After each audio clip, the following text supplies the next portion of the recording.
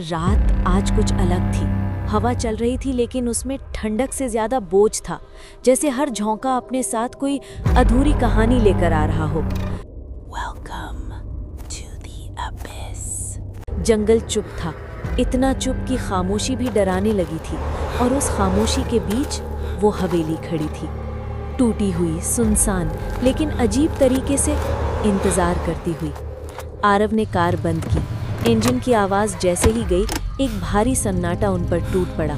उसने हल्का सा स्माइल किया, लेकिन वो स्माइल आंखों तक नहीं पहुंची। बस यही है हमारा नेक्स्ट वायरल वीडियो। कबीर ने टॉर्च जलाई, उसके हाथ हल्का सा कांप रहे थे। यार, मुझे अच्छा नहीं लग रहा, सच में नहीं। मेहुल ने कुछ नहीं कहा। उसकी आंखें बस हवेली के अंधेरे दरवाजे पर अटकी हुई थीं, जैसे वो वहाँ कुछ देख रहा हो जो बाकी नहीं देख पा रहे। ये जगह, उसने धीरे से कहा, आवाज़ में हल्का सा डर नहीं, गहरा बोझ था। हमें अंदर आने नहीं कह रही, रोक रही है।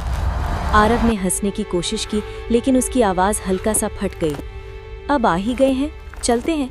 लेकिन जैसे ही उसने पहला कदम अंदर रखा, उसके दिल में एक ठंडी सी लकीर दौड़ गई, जैसे किसी ने उसके कान के बिल्कुल पास धीरे से उसका नाम लिया हो।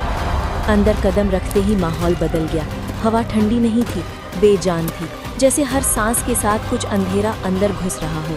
उनके कदमों की आवाज़ दीवारों से टकराकर लौट रही थी। हर एको में एक अजीब सा सवाल था, तुम यहाँ क्यों आए हो? आरव ने कैमरा ऑन किया। आज हम एक्सप्लोर कर रहे हैं। धड़ाम। दरवाज़ा इतनी ज़ोर से बंद हुआ कि तीनों का दिल सीधा गला तक आ गया। कबीर की आवाज़ हिल गई। ये तूने किया? आरव ने धीरे से सर हिलाया। मेहुल की आंखों में आंसू भर आए। ये जगह हमें अंदर बंद कर चुकी है। उस पल तीनों के अंदर एक ही एहसास पैदा हुआ, ये गलत हो गया है, बहुत गलत। दीवारों पर लगी तस्वीरें अजीब थी। लोग थे, लेकिन उनके चेहरे मिटा दिए गए थे, जैसे किसी ने उनकी पहचान ही छीन ली हो। मेहुल रुक गया। उसने दीवार को हाथ लगाया। यहाँ कुछ है। उसकी आवाज़ में डर नहीं, एक कनेक्शन था। दीवार हल्की सी हिली, जैसे अंदर से कोई सांस ले रहा हो। जब दीवार खुली, अंधेरा बाहर आया। हाँ, अंधेरा बाहर आया, और उस अंधेरे में एक अजीब सी भूख थी। कमरे के बीच एक टेबल था, उस पर पुराने टेप्स पड़े थे, और जब उन्होंने उन पर लिखे नाम देखे तो उनकी सांसें रुक गईं। आरव, कबीर, मेहुल। कबीर की आवाज़ हल्की सी टूट गई। ये किसने लिखा? आरव ने टेप उठाया। उसके हाथ कांप रहे थे। मैं देख रहा हूँ। टीवी जल का है, स्टैटिक, और फिर सच। स्क्रीन पर आरव खड़ा था, लेकिन वो आरव नहीं, एक टूटा हुआ इंसान था। आंखों में आंसू, चेहरा सफ़ेद, सांस टूट रही। प्लीज़ मत आना यहाँ, मैं फंस गया हूँ। रियल आरव का दिल इतनी ज़ोर से धड़कने लगता है कि उसे लगता है सब सुन सकते हैं। नहीं, ये झूठ है, वो बोलता है, लेकिन उसकी आवाज़ में यकीन नहीं, सिर्फ डर होता है। अचानक अंधेरे से एक हाथ निकलता है और उसे खींच लेता है। Screen black. आरव पीछे हट जाता है। उसकी आंखों में अब बस एक सवाल है, क्या ये मेरा एंड है? कबीर का नंबर आता है। प्लीज़ मत चलाओ। वो ऑलमोस्ट रो पड़ता है, लेकिन वीडियो चल जाता है। कबीर खुद को भागते हुए देखता है। वो मेरे पीछे है, बचाओ। उसकी आवाज़ में इतना डर होता है कि कबीर का कंट्रोल टूट जाता है। वो स्क्रीन के पास आता है। ये मैं नहीं हो सकता। फिर दर्पण आता है, और उसमें कबीर नहीं होता, कुछ और होता है। कबीर पीछे हट जाता है। उसकी आंखों से आंसू गिरते हैं। मैं ख़त्म हो गया। अचानक टीवी खुद से ऑन हो जाता है।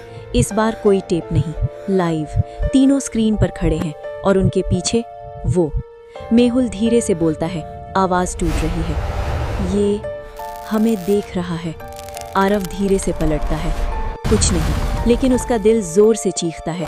कोई उसके बिल्कुल पीछे है। दरवाज़ा बंद, लाइट्स ब्लिंक, सांस तेज। मेहुल टूट चुका था। मुझे घर जाना है, प्लीज़। एक पल और वो गायब। मेहुल! आरव की चीख कमरे में गूंजती है।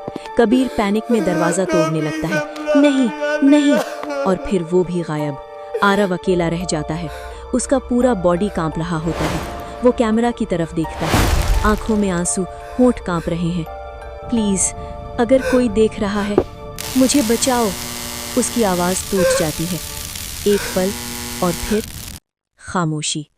सुबह होती है, सब नॉर्मल लगता है, लेकिन हवेली के अंदर टीवी अब भी चल रहा होता है।